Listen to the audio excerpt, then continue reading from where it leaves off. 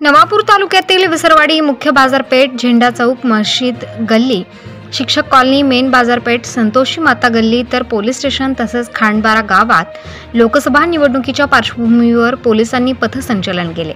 पोलिसांच्या जवानांनी बीएसएफ जवान पथसंचलन मोठ्या संख्येने होते। सदर पथसंचलनाची सुरुवात खांडबारा आउटपोस्ट येथून करण्यात आली। तसेच Khandbara petrol pump, main road, Maharana Pratap चौक, मस्जिद गल्ली, शिवाजी चौक, खांडबारा पेट्रोल पंप जवळ सांगता करण्यात आली। या पथसंचलनात बीएसएफ जवान व विसरवाडी पोलीस कर्मचारी मोठ्या संख्येने उपस्थित होते। प्रतिनिधी रईस शेख, विसरवाडी।